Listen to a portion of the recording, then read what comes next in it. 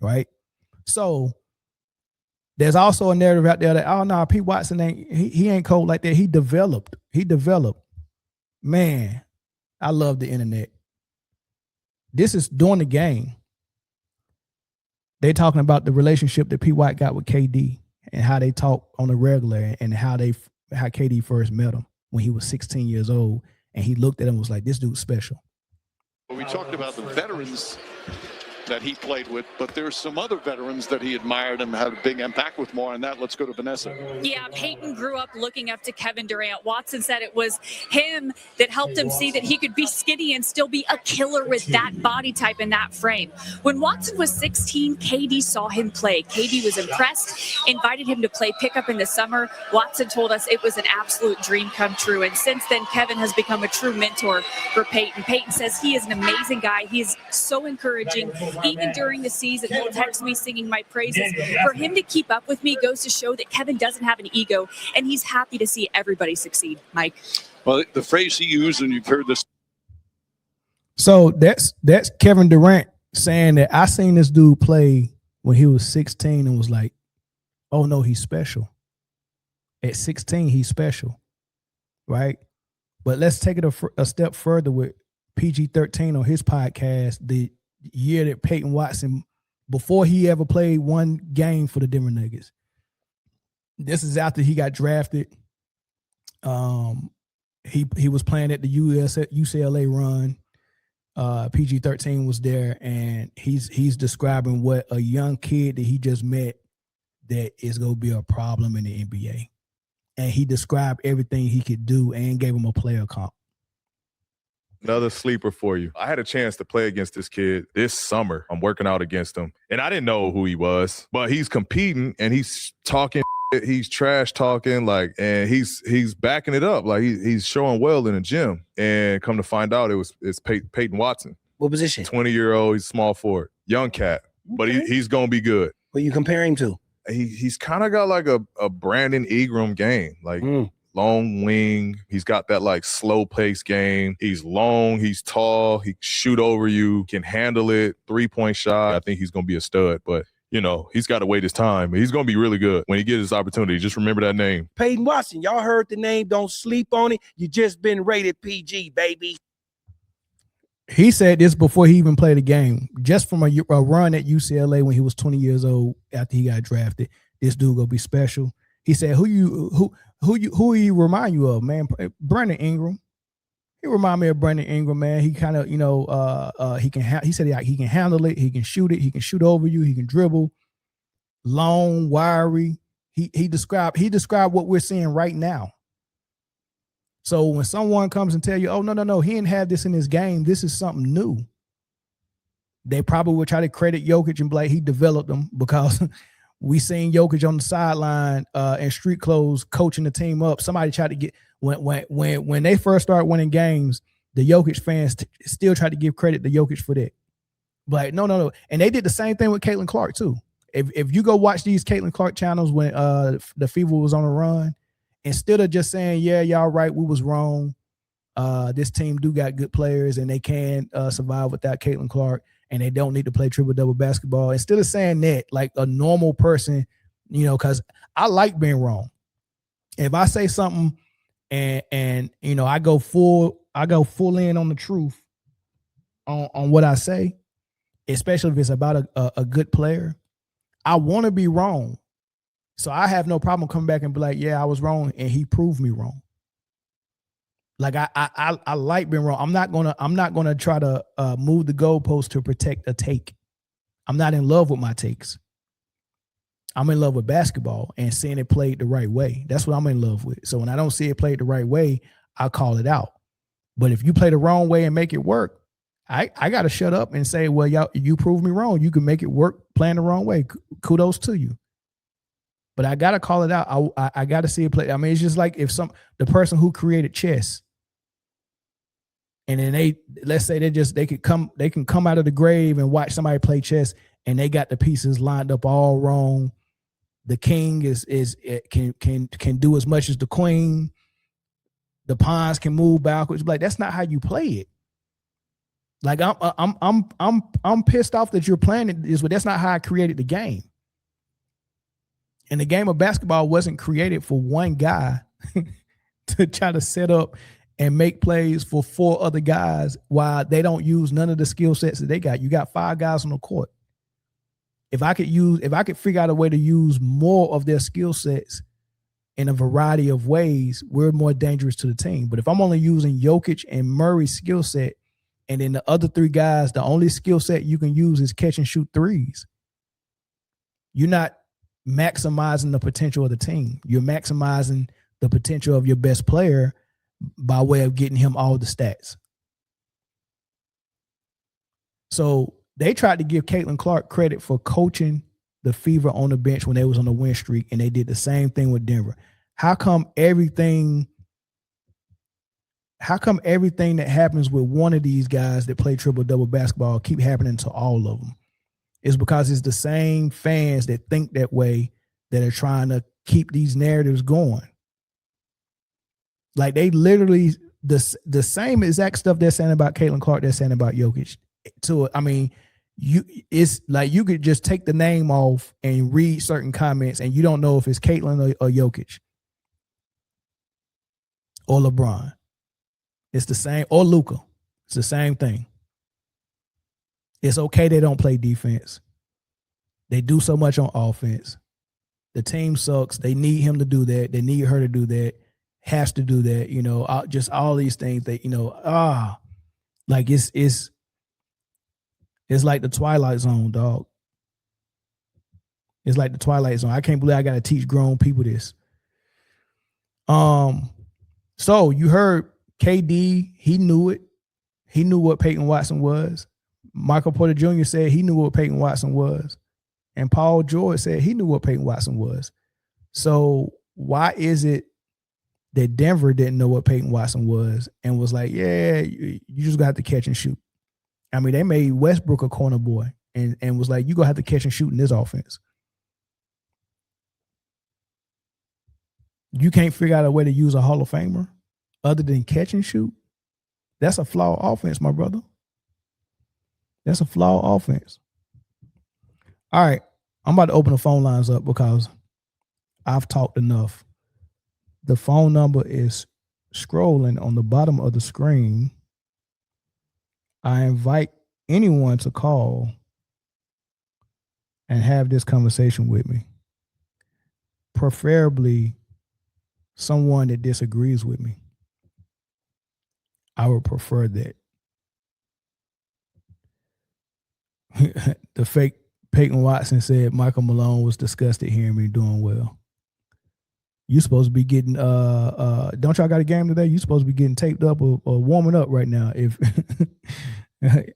as long as Watson plays defense, it would be an easy decision. They're gonna have to figure out if they go sign him or not. They're gonna have to figure out if they go sign him or not, because he's playing himself into a huge contract. He's playing himself into a huge contract.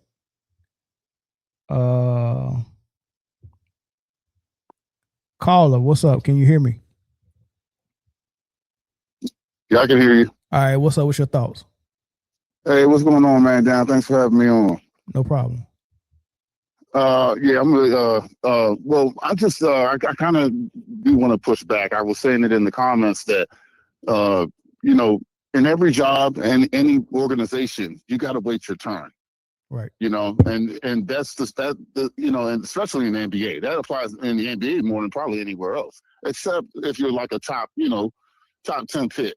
The man's the 30th pick, though. You got to wait your turn. There's veterans on this team. There's people that demand the ball on this team. He got to wait his turn.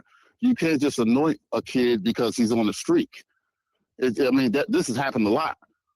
All right, so in the league. With that thought process, because the only reason why we're having this conversation is because Denver is insisting on running a flawed offense. Now, you might disagree that offense is flawed, but my foresight says that it's flawed, and the results say that it's flawed. Because if you got the best player in the world and he's still in his prime and he was healthy, and the team that he won a championship with him came back pretty much intact. They really only lost Bruce Brown and Caldwell. They lost Bruce Brown the first year. The next year they lost Caldwell Pope. But you still get Murray, Porter Jr., and Gordon with Jokic. You keep the core guys. That's all you can ask for. If I tell you that the revolving pieces around Ginobili, Duncan, and Parker are interchangeable, but we keep Ginobili, Duncan, and Parker, you should be able to get back to the finals, correct? That's not guaranteed. Well, no, it's not.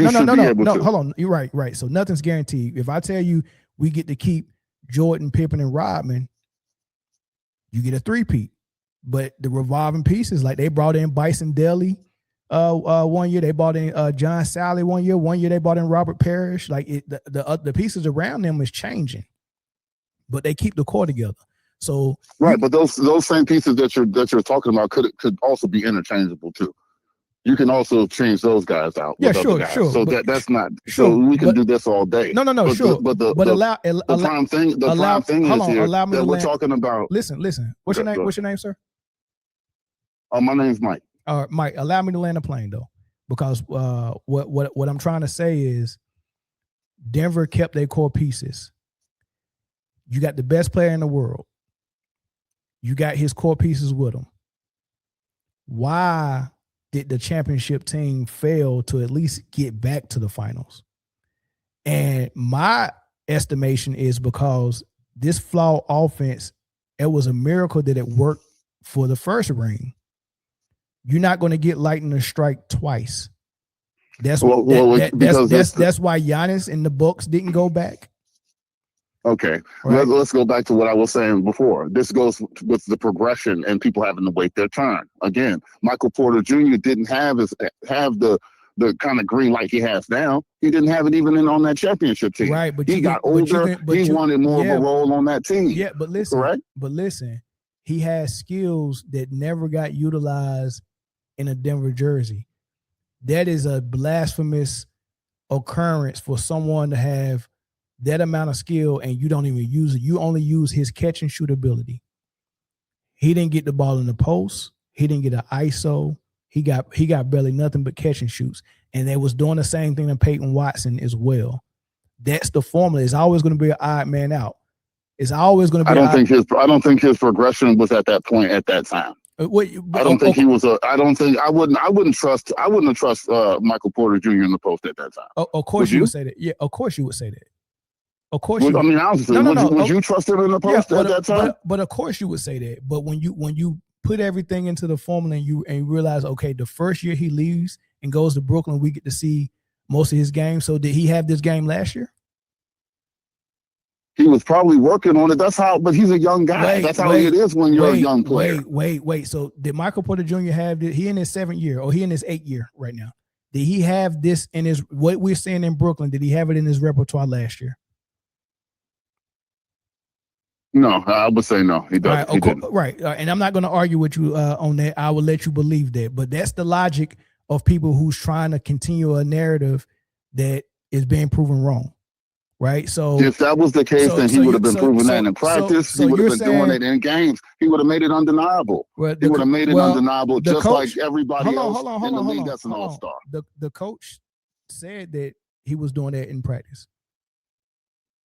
He said that we have a 2-man system in this offense, and it won us a ring, so we go with our 2-man system. They're purposely not using these people the way they can be used. That's the point I'm trying to make. They don't have to play that way. Like, I mean, how ready and developed was Tony Parker when Greg Popovich threw him out there and said, "Figure it out"? Yeah, but Tony Parker was already playing in Euro leagues. Yeah, but he wasn't. So he was already playing. He was playing with grown men already. No, but he wasn't ready, brother. He couldn't even shoot the jump shot. He was not ready, brother. Correct, but he developed the mid-range. Correct, but Popovich, he was playing with grown men over there. Popovich threw him out there and said, "Sink or swim." Rondo, how ready was him when the big three got together in Boston? Doc Rivers said, "Hey, we're gonna put it on you because Garnett was like, man, we But don't even know who this kid everybody, is. you can't do that. You can't do that with everybody. No, yes, you You can. can't do that with everybody. You It's can't. basketball. It's basketball. Single swim. Some people just sink. Single swim. They don't. Okay. They don't. They Okay.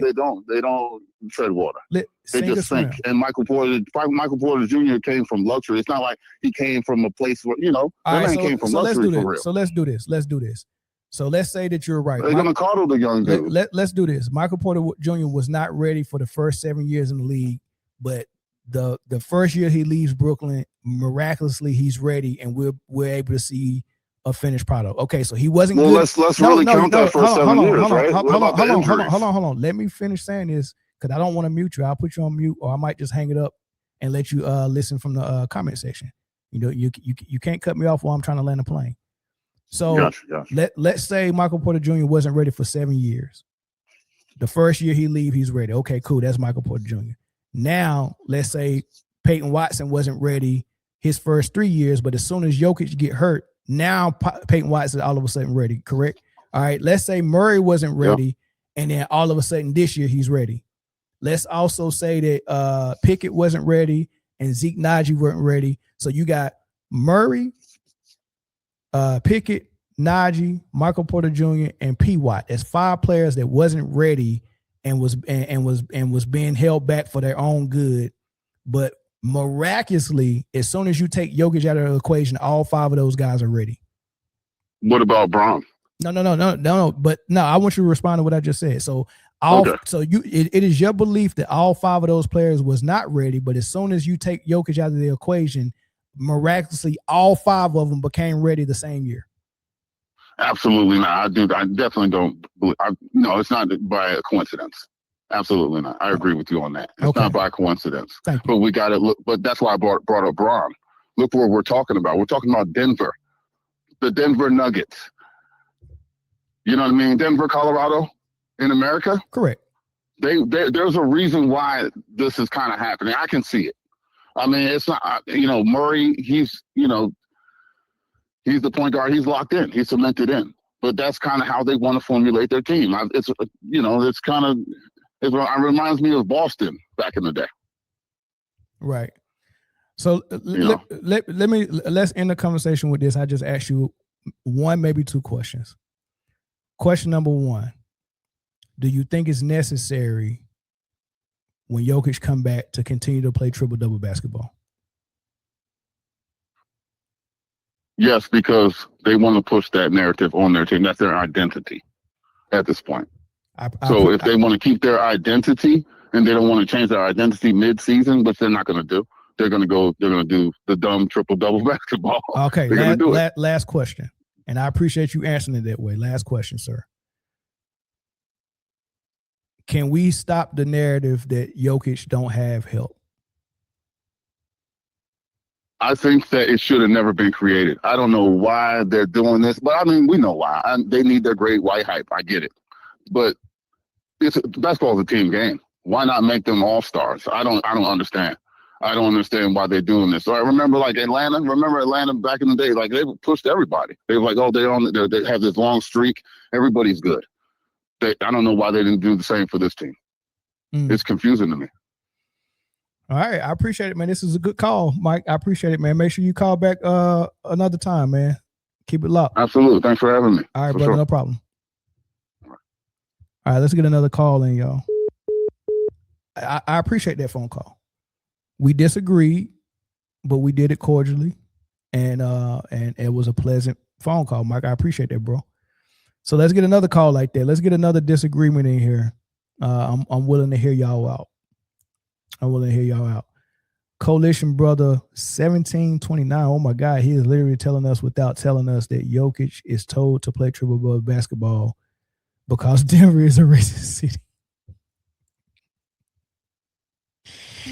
And the people who speak my language will flock to my channel. And I think that's where we, where we should leave it. It's just basketball at the end of the day, right? Ain't that what LeBron said? It's just basketball, baby. It's just basketball.